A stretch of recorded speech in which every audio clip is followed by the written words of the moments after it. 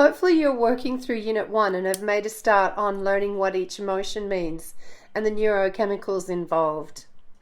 Steve and I did an overview of the emotions years ago, which you can still find in our Love Boat Cruise series on this YouTube channel.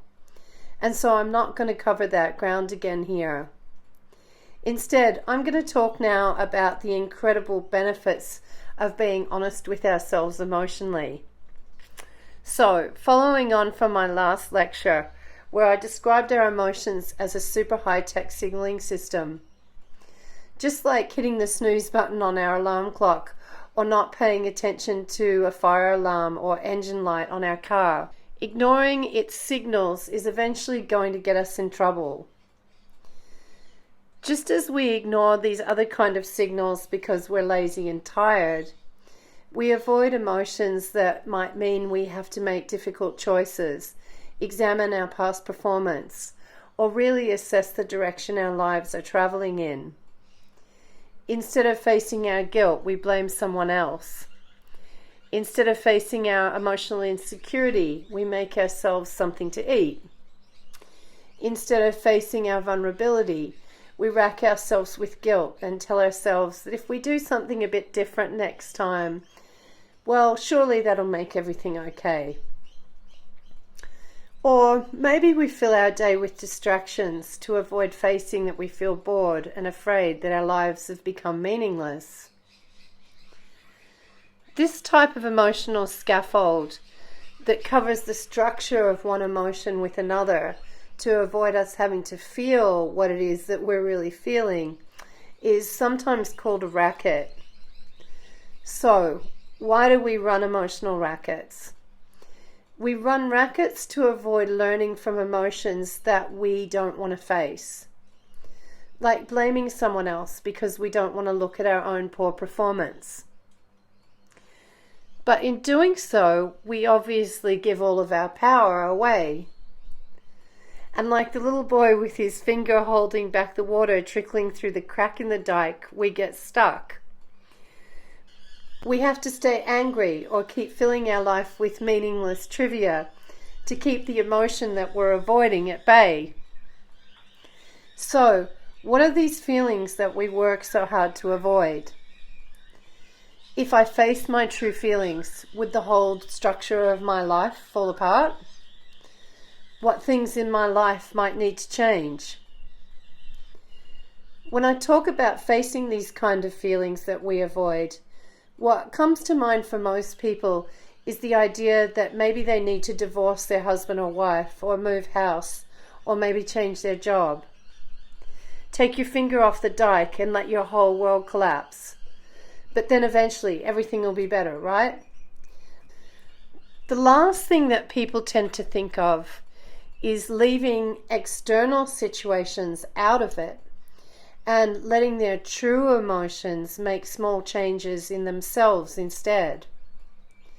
Learning that one skill that would take stress off you at work. Learning to harness your emotions and learn from them instead of taking them out on the people around you.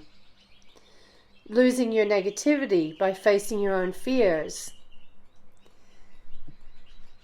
If we really want to learn to be emotionally intelligent, we really must stop using our emotions as tools to change the world around us and start seeing our emotional neurochemicals as medicine to change ourselves instead. Guilt in the correct dose is incredibly transformative. Anger can be a great motivator to work on strengthening ourselves. Love and sadness are incredible medicine for reshaping our whole lives. I hope you've been reading about the benefits of these emotional neurochemicals in the unit work for this class.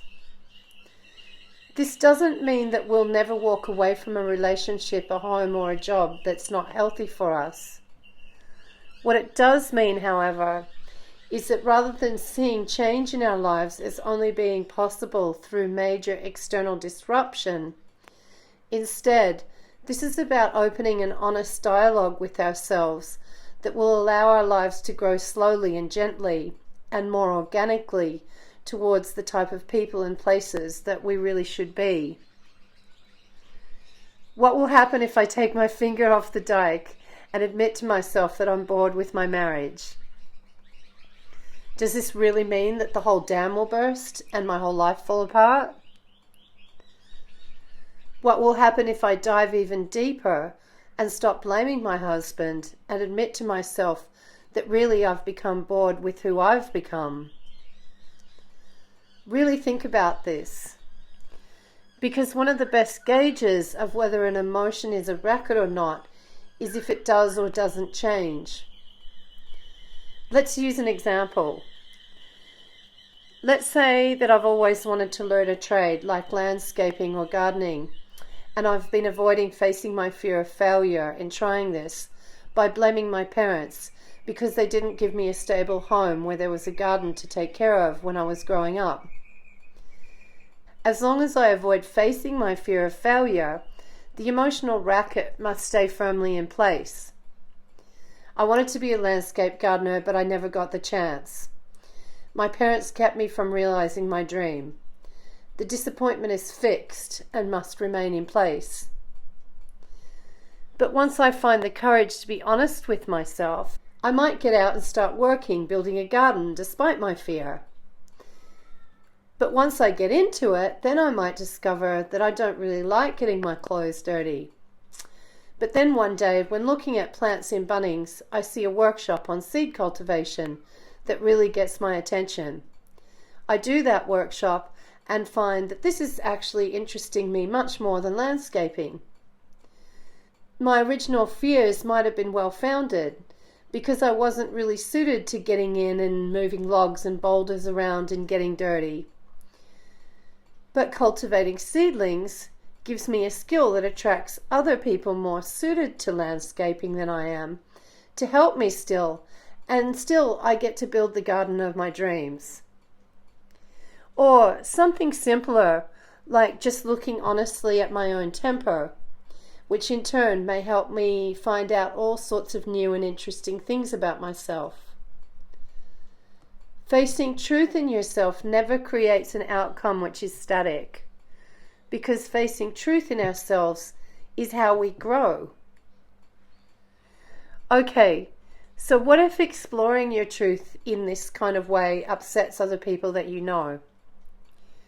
We'll get into dealing with other people's feelings more in the next 2 units, but briefly, if we stay honest and let their feelings flow as well, we may find that their feelings change in time too. How many of us still want to do the things that we thought we wanted to do when we were a child? We should avoid catastrophizing as an excuse for not looking at our negative emotions honestly, because real feelings tend to change pretty quickly once we examine them. If we keep the focus on changing ourselves, admitting that we're bored or unhappy with some aspect of our lives is unlikely to create all the problems that we might be telling ourselves right now. The changes we start making might shake things up a bit for sure, but if done with genuine honesty, it's unlikely that they'll bring the house down. Now, if guilt is the underlying emotional racket that you run with yourself, this can be pretty nasty to live with. But trust me, you're certainly not alone. And you might enjoy my short ebook titled Emotional Stupidity. Holding on to guilt may be a sign that you need to face that bad things do happen sometimes. People die and things will go wrong, no matter how careful we are or how well we plan things. Holding yourself responsible isn't going to change that. All we can do is listen to our emotions and work on being the best that we can be. Thanks if you're working through this class with me. I hope that everyone will start working on their emotional diary with honesty over the next few weeks. While you're working on that, my next lecture may skip forward to Unit 4 on inner connections. Since most of us have a bit of time on our hands at present with social distancing in place, I feel that it's a good time to take that inner work a bit further. But more important, have you joined my masterclass yet? Are you working through the exercises in this first unit on self-knowledge with us? The lectures for this class are available publicly on YouTube. But if you'd like the course material, exercises, and access to our private online group discussions, please visit the link below this movie in YouTube.